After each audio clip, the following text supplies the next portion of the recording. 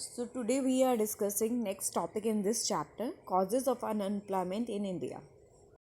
So before discussing the causes of unemployment in India, I just want to give overview of that कि unemployment क्या situation है. हम already discuss कर चुके हैं. ये एक ऐसे सिचुएशन है जब मेरे पास कैपेबिलिटी है और मैं काम करना चाहता हूँ या ही, ठीक है, बट मेरे पास एम्प्लॉयमेंट नहीं है. So that is unemployment. So ये सिचुएशन इंडिया में क्यों आती है और क्यों बढ़ती जा रही है, ठीक है.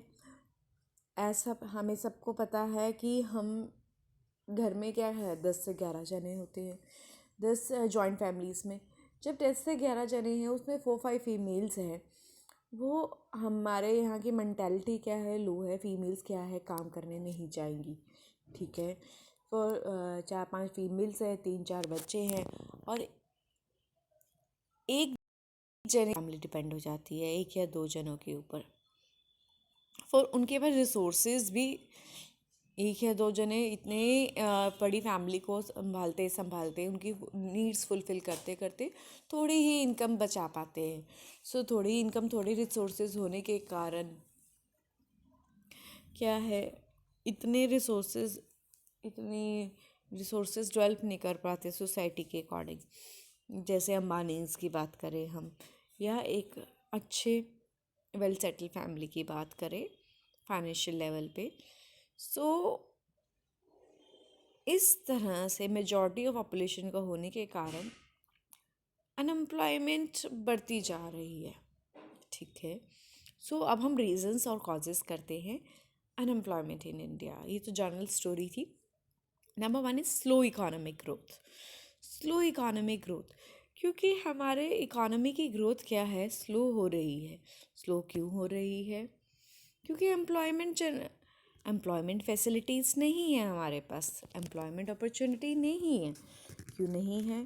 क्योंकि इसके बहुत सारे इंटरलिंक्ड रीज़न हैं. नंबर 1 क्यों इकोनॉमिक ग्रोथ हो से. इसके साथ ही सेकंड पॉइंट हमारा क्योंकि पॉपुलेशन हमारी बढ़ती जा रही है, डे बाय डे पॉपुलेशन बढ़ती जा रही है. सो पॉपुलेशन बढ़ने के कारण हम अनएम्प्लॉयमेंट को दूर नहीं कर पा रहे हैं. तो इसलिए अनएम्प्लॉयमेंट राइज कर रही है. Next is agriculture. एग्रीकल्चर हमारे इंडिया का मेन पार्ट क्या है, कौन सा सेक्टर में कंट्रीब्यूट करता है? एग्रीकल्चर सेक्टर में. एग्रीकल्चर सेक्टर में पॉपुलेशन तो बहुत ज़्यादा इन्वॉल्व है. बट ये वो पॉपुलेशन क्या है, साल में 3-4 या 5 महीने हम कह सकते हैं आइडल रहती है. क्यों आइडल रहती है? क्योंकि जो एग्रीकल्चर का बिजनेस है बेसिकली, ये क्या है, एग्रीकल्चर बिजनेस क्या है, सीजनल होता है, सीजनल करेक्टर है. सो उस सीजनल करेक्टर होने के कारण 3-4 मंथ्स क्या रहते हैं या 5 मंथ्स फ्री रहते हैं. और उस फ्री रहने के कारण क्या होती है, अनएम्प्लॉयमेंट बढ़ जाती है. Next is lack of irrigation facility. हमारी ज़्यादा से ज़्यादा पॉपुलेशन किसके ऊपर डिपेंड है? एग्रीकल्चर सेक्टर पे. बट एग्रीकल्चर सेक्टर में हमारे पास इरिगेशन फैसिलिटीज़ नहीं हैं. अगर फैसिलिटी ज़्यादा हों तो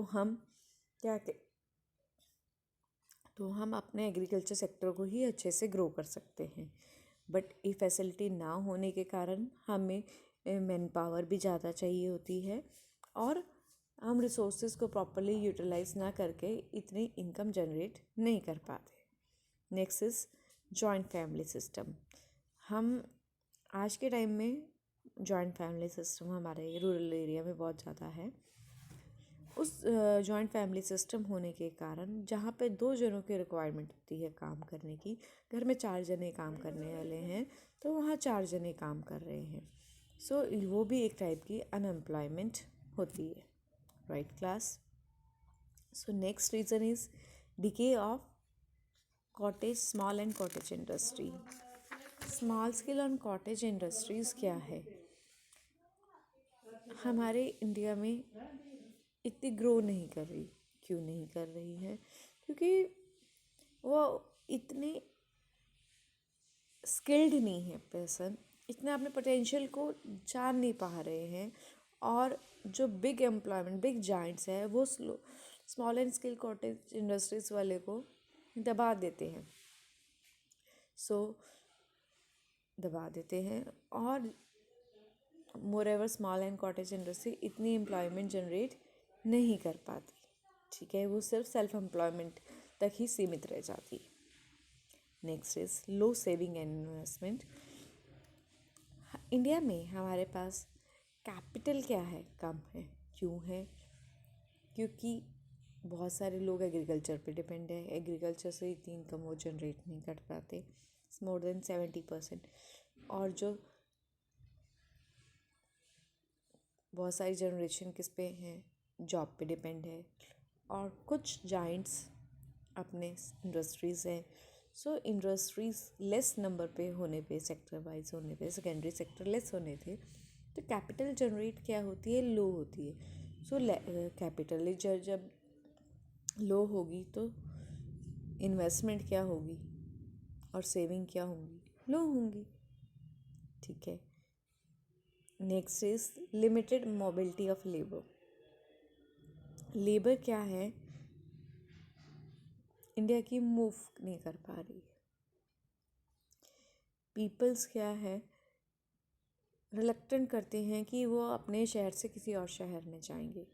वो रिलक्टेंट करते हैं कि उन्हें लगता है कि वहाँ जाएंगे तो उनकी वहाँ की लैंग्वेज प्रॉब्लम करेगी, वहाँ के रिलीजन, वहाँ के कस्टम्स, वहाँ के लोगों का माइंडसेट। इन सब चीज़ों के कारण वो एक जगह से दूसरी जगह मूव नहीं करना चाह पाते। मूव ना करने के कारण अपनी जहाँ बिलोंग करते हैं वहाँ पे फैसिलिटी ना अवेलेबल होने के कारण वो अनएम्प्लॉयड रह जाते हैं। ये सारे रीजंस हैं causes of unemployment in India. ये तो हमने जर्नल पढ़े, causes of unemployment in India. अब हम बात करते हैं इकोनॉमिक और सोशल लेवल पे कॉजेज़ इन इंडिया। सबसे पहले हम बात करते हैं इकोनॉमिक लेवल पे, राइट। इकोनॉमिक लेवल पे जब हम बात करते हैं, सबसे पहला रीज़न है non utilization of man power. हम अपने रिसोर्सेज कंट्री को यूटिलाइज नहीं कर पा रहे हैं पूरी से। डेट मीन्स हम अपने रिसोर्सेज को वेस्ट कर रहे हैं। जब हम वेस्टेज करते हैं तो वो अनएम्प्लॉयमेंट ऑटोमेटिकली जनरेट होती है, ठीक है। Next is loss of output. Loss of output का क्या मतलब है? क्या अनएम्प्लॉयड पर्सन क्या किसी तरह से कंट्रीब्यूट कर सकता है आउटपुट में? नहीं। इवन उसमें पोटेंशियल है तब भी नहीं वो कर सकता। ना इस तरीके से हमारी आउटपुट क्या होती है? लॉस होती है। क्यों होती है? सबसे पहली बात, हमारी मैन पावर यूटिलाइज नहीं होती। क्यों यूटिलाइज नहीं होती? क्योंकि हम अपने रिसोर्सेज प्रॉपरली यूटिलाइज नहीं करते। सेकेंडली, जो हमारी आउटपुट है वो हम प्रॉपर नहीं दे पा रहे। अनएम्प्लॉयमेंट पर्सन किसी भी तरह से किसी भी जनरेशन में क्या कंट्रीब्यूट कर पाएगा? नहीं कर पाएगा, इवन उसमें पोटेंशियल भी हो। इससे क्या होता है? इसका रिज़ल्ट क्या होगा? अनएम्प्लॉयड होगा तो मैन पावर की यूटिलाइजेशन नहीं होगी, और वो जो जितना पोटेंशियल प्रोड्यूस कर सकता है वो भी क्या हो जाएगा? लॉस हो जाएगा, ठीक है। नेक्स्ट रीज़न है लो कैपिटल फॉर्मेशन। लो कैपिटल फॉर्मेशन का क्या मतलब है? हम क्या करते हैं एज अ बिंग, दो तरह के हमारे यहाँ पे सोसाइटी में लोग हैं, कंज्यूमर या प्रोड्यूसर। कंज्यूमर कौन है? जो कंज्यूम करता है। प्रोड्यूसर कौन है? जो गुड प्रोड्यूस करता है। क्या अनएम्प्लॉयड पर्सन क्या प्रोड्यूसर है? नहीं। वो किसी एक ही चीज़ में कंज्यूम करता है, that is consume as a consumer. और जब उसकी इनकम नहीं होगी, क्या वो कुछ सेव करेगा? नहीं होगा। उसके पास सेव नहीं होगा, जो जो सेव होगा वो भी किस में यूज़ हो जाएगा? कंजप्शन में। सो कंजप्शन में जब यूज़ हो जाएगा सो लो कैपिटल फॉर्मेशन होगी, राइट। सो अभी तक का मैं ब्रीफ दोबारा से दे देती हूँ एक पॉइंट और बता के। नेक्स्ट रीज़न है लो प्रोडक्टिविटी। डिसगाइज अनएम्प्लॉयमेंट होने के कारण, दैट मीन्स जहाँ 2 जनों की रिक्वायरमेंट है वहाँ 4 जने काम कर रहे हैं, प्रोडक्टिविटी, लेवल ऑफ प्रोडक्टिविटी क्या होती है, लो जाती है, और इनकम भी क्या हो जाती है, लो जाती है। सो इकोनॉमिक लेवल पे ये इफेक्ट पड़ता है अनएम्प्लॉयमेंट का। एक बारी मैं ब्रीफ दे देती हूँ। अनएम्प्लॉयमेंट के कारण 2 टाइप के रीजंस अराइज होते हैं, 2 टाइप के रिजल्ट्स अराइज होते हैं, इकोनॉमिक एंड सोशल। सबसे पहले इकोनॉमिक में क्या होगा, नंबर 1, हम अपने मैन पावर को प्रॉपरली यूटिलाइज नहीं कर पाएंगे, ठीक है। हम अपने मैन पावर को यूटिलाइज नहीं कर रहे हैं, so that means social level पे हम वेस्ट कर रहे हैं, ठीक है। और जो वेस्ट कर रहे हैं मैन पावर को हम यूटिलाइज नहीं कर पा रहे, तो डैट मीन्स वो अपने आउटपुट नहीं दे पा रही, अपने पोटेंशियल को शो नहीं कर पा रही, तो आउटपुट भी क्या हो गई, लो हो जाएगी। तो वो अपनी सेविंग को ही धीरे धीरे ख़त्म करती रहेगा, सो ख़त्म करती रहेगी या रहेगा। सो वो only as a consumer role play करेगा, not as a producer. So जो प्रोड्यूसर, तो उसके से क्या होगी, लो कैपिटल फॉर्मेशन होगी। और हमारे इंडिया में कॉमन ट्रेंड है डिसगाइज अनएम्प्लॉयमेंट का। So as because of the agriculture sector mainly इस result low productivity result low income, right. Next reason है social consequences. So social consequences क्या होती है, जब आपके पास पैसा नहीं होगा या इनकम नहीं होगी तो आपका क्वालिटी ऑफ लाइफ इम्प्रूव हो सकता है, कभी नहीं, ठीक है। आप अगर 4 जोड़ी कपड़े में संतुष्ट होना चाहते हैं तो आपको 1 या 2 में संतुष्ट होना पड़ेगा। Next is greater inequality, rich और पुअर के बीच में गैप बढ़ता चला जाएगा। नेक्स्ट इज सोशल अनरेस्ट, हमारा मोटिवेशन लेवल क्या होगा, कम हो जाएगा और हम सेल्फ डिप्रेस्ड होते चले जाएंगे। सो इस डिप्रेस्ड को जब होते चले जाएंगे तो प्रोडक्टिविटी लेवल क्या होगा, कंट्रीब्यूशन लेवल क्या हो जाएगा, कम हो जाएगा। और इससे क्या होती है, करप्शन, टेररिज्म एक्टिविटी क्या होती है, बढ़ जाती है। जैसे कि पाकिस्तान में इस तरह की एक्टिविटी बहुत ज़्यादा कॉमन है। नेक्स्ट इज, और इंडिया में हम जम्मू एंड कश्मीर में भी बात कर सकते हैं इस तरह की ज़िंदगी। Next is class struggle. Unemployment क्या करती है, सोसाइटी को डिवाइड कर देती है, रिच पुअर, हाई क्लास लो क्लास। सो इससे क्या होता है, आप एक दूसरे से स्ट्रगल में ही कॉन्फ्लिक्ट्स क्रिएट कर लेते हैं। सो उससे क्या होता है, सोसाइटी में एक bad feeling, negative environment create हो जाता है, राइट। सो अभी तक हमने क्या देखा, कॉजेज़ ऑफ अनएम्प्लॉयमेंट, किन कारणों से अनएम्प्लॉयमेंट हो रही है, और उन अनएम्प्लॉयमेंट होने के कारण इकोनॉमिक और सोशल लेवल पे क्या रिजल्ट पड़ रहा है। Next and important in this chapter is how we can solve this problem of unemployment in India. कैसे सॉल्व कर सकते हैं, जो कॉजेज़ हैं उसको रिवर्ट कर दिया जाए तो हम सॉर्ट आउट कर सकते हैं। Number 1, increase in production. अगर हम प्रोडक्शन बढ़ाएंगे तो हमें ज़्यादा लोग चाहिए होंगे, ज़्यादा लोग चाहिए होंगे तो ज़्यादा एम्प्लॉयमेंट जनरेट होगी, फिर अनएम्प्लॉयमेंट कम हो जाएगी।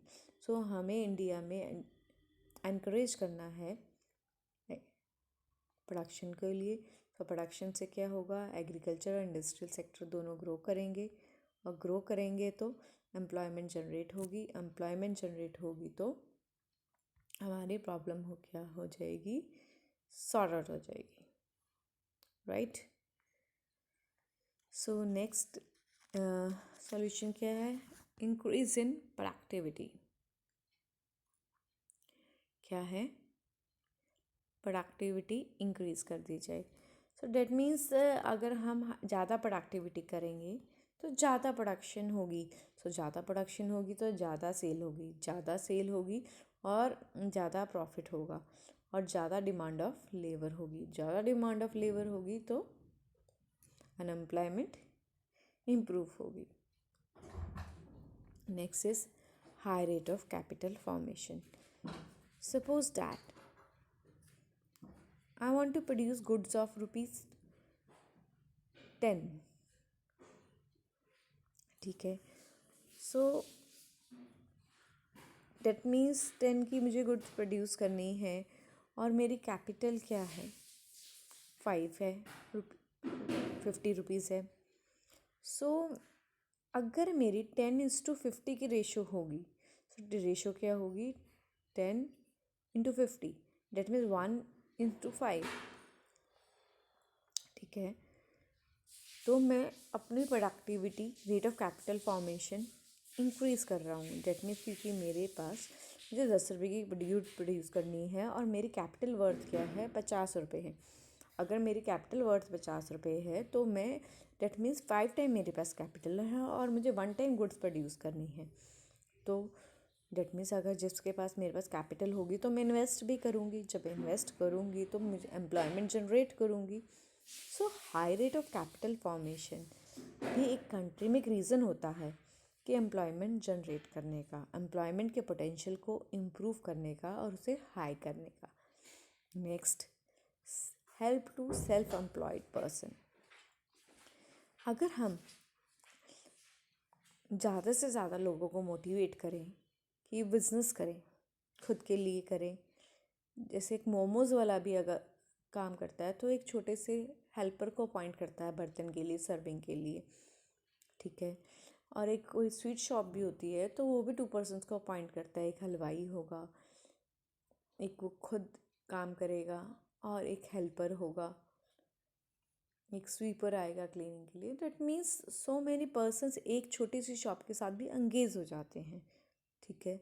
और सोसाइटी में कहीं ना कहीं वो कंट्रीब्यूट करते हैं एम्प्लॉयमेंट जनरेशन में। Next is educational reforms. अगर हम अपनी एजुकेशन को प्रैक्टिकल बना दें, वोकेशनल बना दें, सो डेट मीन्स एजुकेशन ऐसी हो जो एम्प्लॉयमेंट जनरेट करे, ठीक है। और उसका इफ़ेक्ट क्या हो, प्रैक्टिकल हो, लर्निंग बाय डूइंग हो। लर्निंग बाय डूइंग मतलब कि हम काम करते करते अपनी एजुकेशन को लर्न करें। तो उससे क्या होगा, जब हम अपनी एजुकेशन कंप्लीट करके बाहर आएंगे तो हम इंडिपेंडेंट हो गए और इतना कॉन्फिडेंस होगा कि हम अपने अर्निंग और एम्प्लॉयमेंट में कंट्रीब्यूट कर सकें, ठीक है। मोदी सरकार ने, आपने देखा, एजुकेशन सेक्टर में रिफॉर्म्स लेके आए हैं। वो नेक्स्ट ईयर 2021 में इम्प्लीमेंट हो गए। और उसमें क्या है, आप 8th के पास स्पेशलाइजेशन अपने चूज़ कर सकते हैं, जस्ट लाइक इन USA, और अपने आप को इम्प्रूव कर सकते हैं। जिसमें आपका पोटेंशियल है आप सिर्फ वही कोर्स करें और अपने आप को इम्प्रूव करके, अपनी सेल्फ वर्थ इम्प्रूव करके कंट्रीब्यूट बेटर कर सकते हैं।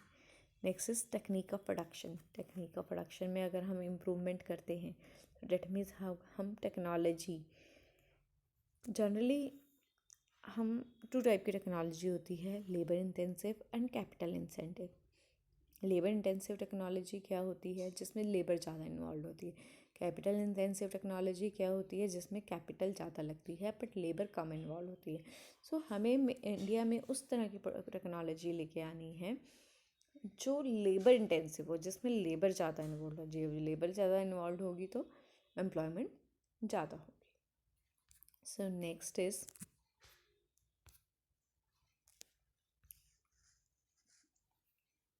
Cooperative industries. सो गवर्नमेंट भी एक स्टेप ले सकती है, कोऑपरेटिव इंडस्ट्रीज़ को प्रमोट करे, जैसे कि गवर्नमेंट ऑफ केरला ने किया है, महाराष्ट्र में है। सो इस तरह से कोऑपरेटिव सोसाइटीज़ बना के वो क्या कहते हैं, पीपल्स को प्रमोट करते हैं। जो पर्सन रिस्क लेने से डरता है तो वो इससे सोसाइटीज़ के थ्रू, कोऑपरेटिव सोसाइटी के थ्रू इंडस्ट्रीज़ में एंटर करते हैं और एंटर करके अपना वेंचर को इस्टेब्लिश करते हैं और इनिशिएटिव लेते हैं सोसाइटी में। Next is importance to employment programmes and plans. ये किस तरह से करते हैं हम? जैसे वोकेशनल प्रोग्राम्स की बात की, उसमें क्या होता है, हम कुछ इस तरह के क्रैश कोर्स स्टार्ट कर देते हैं। उन क्रैश कोर्स की बेसिस पे आप इंडस्ट्रीज़ में काम करते हैं। कि जैसे सपोज दैट इंडस्ट्रीज़ में पीछे आपने देखा था सैप की बहुत रिक्वायरमेंट आई थी, तो अगर हम सैप का कोर्स करके बहुत सारे लोग इंडस्ट्रीज़ में एंटर करें। सो जैसे कि आजकल एनालिसिस की बहुत ज़्यादा रिक्वायरमेंट है, एनालिसिस स्टैटिस्टिकल टूल्स की बहुत ज़्यादा रिक्वायरमेंट है, तो इस तरह के कोर्स करके भी हम इंडस्ट्री में अपनी पहचान बना सकते हैं और एंटर कर सकते हैं। Next initiative taken by the government policies and programs to remove unemployment is that by Make in India, Skill India, Startup India, main three initiative taken by the government to improve employment level. So that's all related to this chapter.